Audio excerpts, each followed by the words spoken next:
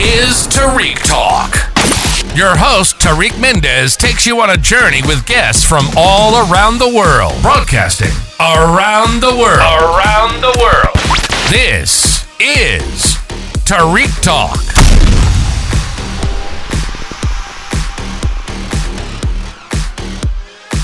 All right, guys. Today I'm here with, please help me out. Let's see if I get it right. Zelka? Yes. Awesome. And I'm at booth 49.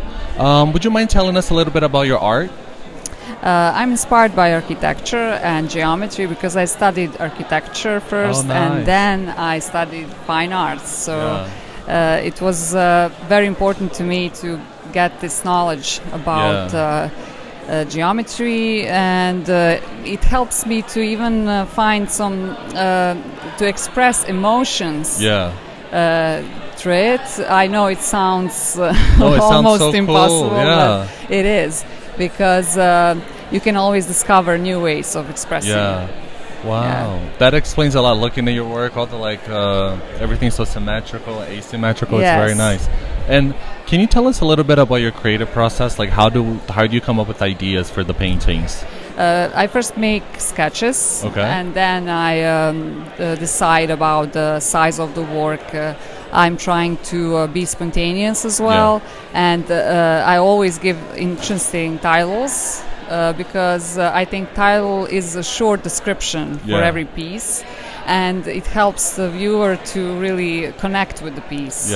So I always ask myself about what is the real message behind my work, because I have some series like Green Architecture, where I want to send a message about the importance of nature and the importance of connection between architecture and nature in everyday life. And I also have a studio where I have the wonderful view. I'm surrounded by trees, and it gave me some kind of inspiration to make this connection. Oh wow! And are you an artist that you prefer to paint in the daytime or the nighttime, or it's like very spontaneous for you? I'm spontaneous, but I'm also organized at the same time. I don't know how, but it's also possible, because I'm aware that there are many things that artists need to do, because it's part of the package, you know. Yeah, of course. We need to think about the shipping and framing our work, exhibiting, and but I'm in peace with that,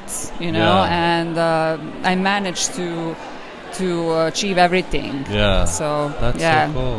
And do you have any studio rituals? Like when you get to your studio, do you have to have a coffee, like read the news, or do you just get to work and start painting right away? I usually get to work. And I'm focused on the idea. I can also sometimes I create a few pieces at the same time, because sometimes, but some pieces are demanding, so I need to focus only on them.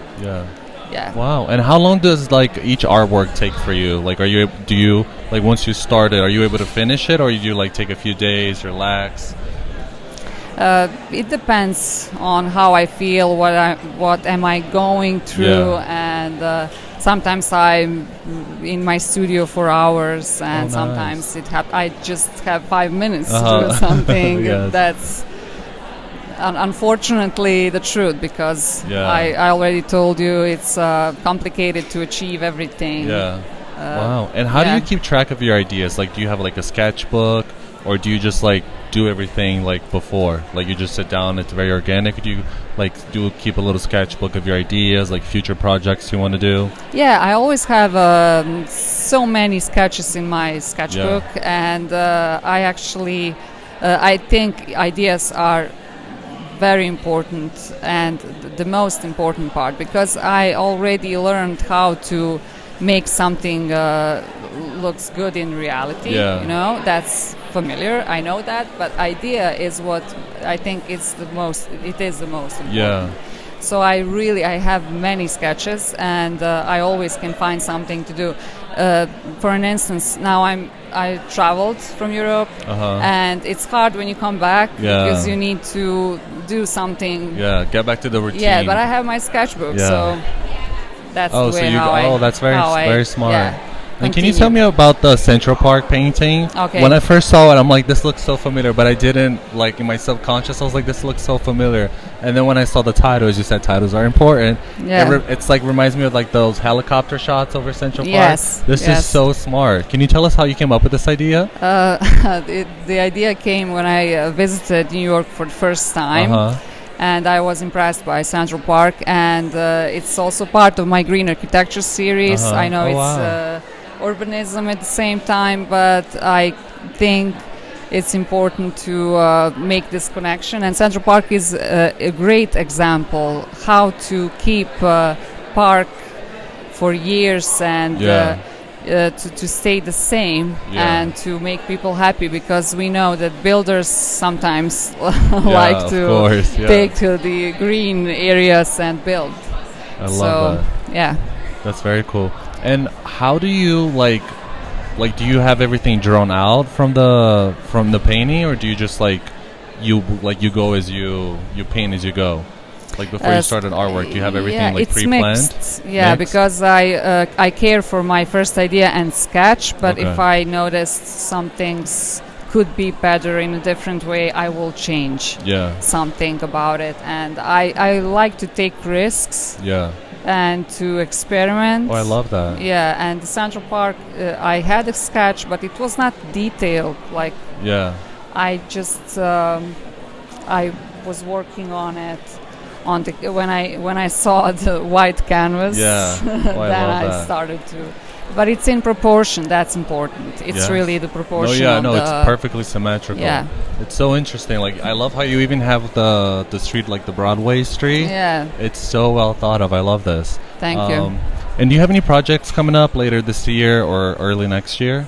I still don't know, to be honest. I'm planning to exhibit in Austria, in Europe. Congrats. And I'm still working on my green architecture series. Okay.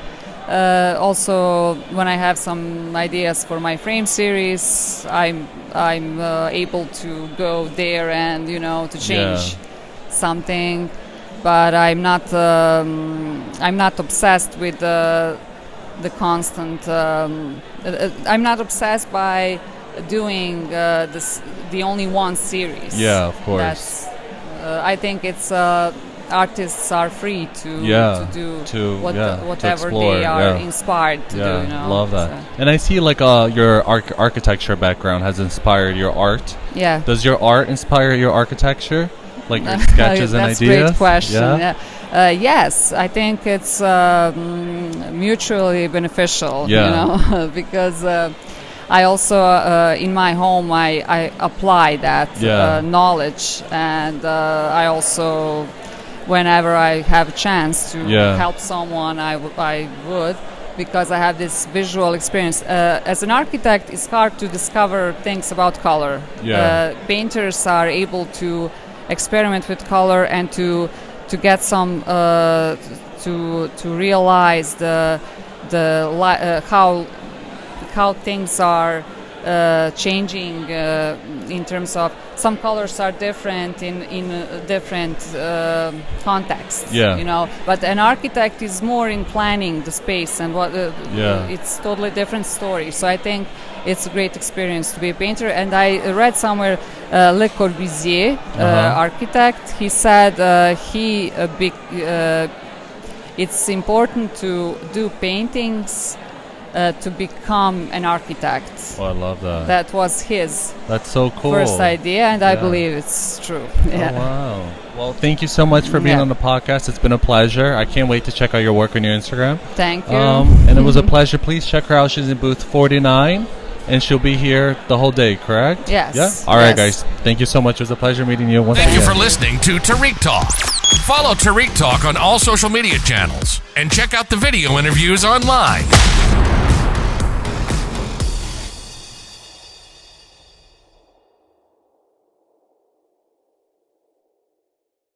This is Tarik Talk. Your host, Tarik Mendes, takes you on a journey with guests from all around the world. Broadcasting around the world. Around the world. This is Tarik Talk.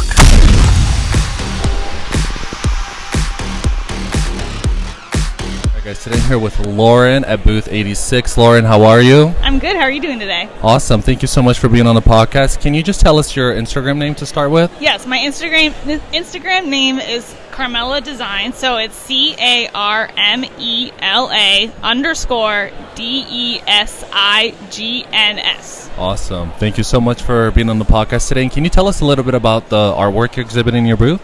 Of course. So my style of work is mostly simple, timeless. I really focus on using a color palette that's a little bit more muted, classic. I'm really more drawn to kind of a simpler life.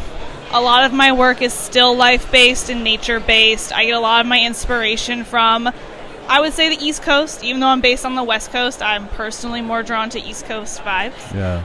And so my work, I feel like, reflects kind of those characteristics. You know, the thing that caught my attention about your work, it takes me like to the countryside in Italy. Like, it's so peaceful and inviting and chill. It really doesn't overstimulate the viewer. It makes you relax and pay attention to details. How do you come up with the ideas for your work? Is it organic? Do you keep a sketchbook? I feel like I have a few different processes. I definitely enjoy traveling and I use a film camera these days now. That's so cool. It kind of helps you just slow down and kind of think about the composition more, and that kind of then relates to how I then paint a piece too. Yeah. So I have kind of a catalog of film I've taken.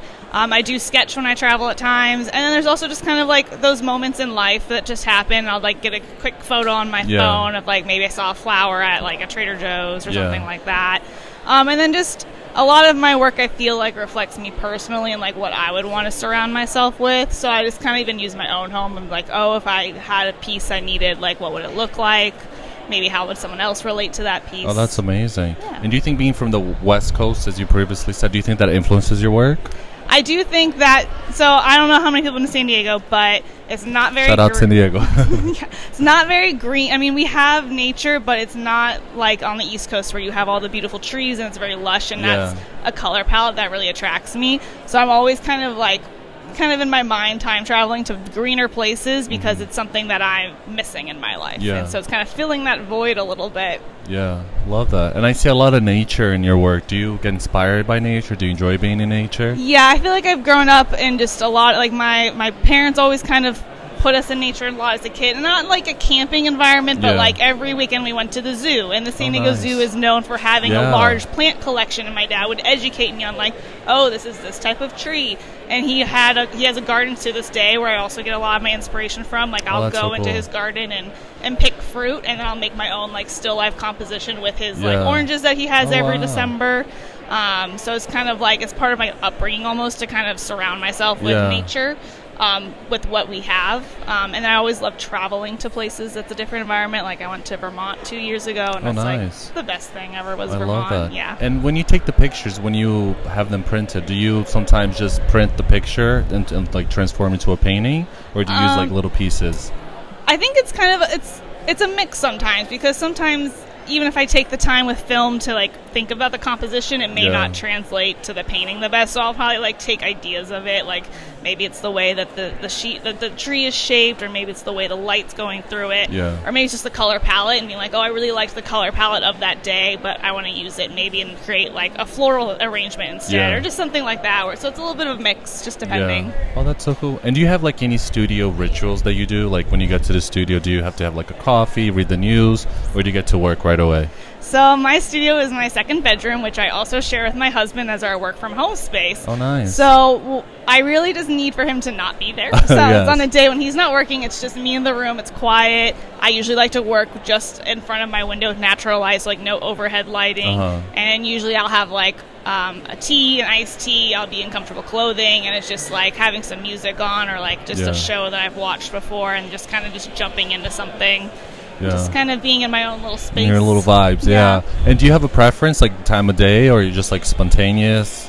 I would definitely say that I'm a more morning creative. Maybe 9 a.m. is when I'm feeling it. It's I've had breakfast. Yeah. Not you don't have that hunger in your back of your mind. Yeah. It's still early, so I feel I'm being productive, and that kind of gets me kind of inspired to work.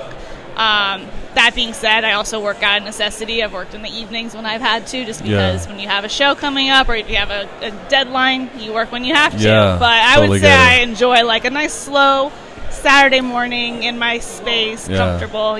Oh, that's pretty dope. And do you have any projects coming up this year or next year? So we are getting into the holiday season, so I have some custom ornaments that I'm doing for clients that have pre-ordered them. I have a commission for a multifamily apartment building where they do like a model unit, and so I'm doing a piece that they'll have in the model unit that people will tour when they're gonna like maybe think about renting from that building. And then I might be I'm hoping to maybe do Chicago maybe in March with the other art fair. We'll see. That'd be a cool bucket list thing to go to Chicago. Love Chicago.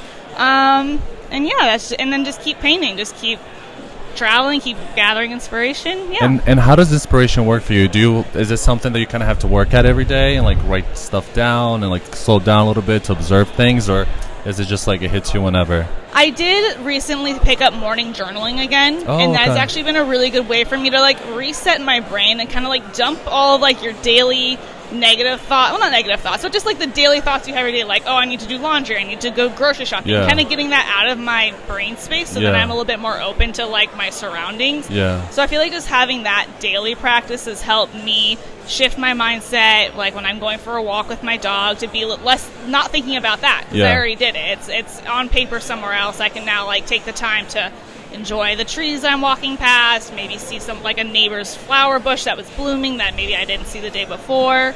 So I think that practice has really helped me just, I guess, practice being more aware of my environments. Oh, I love that.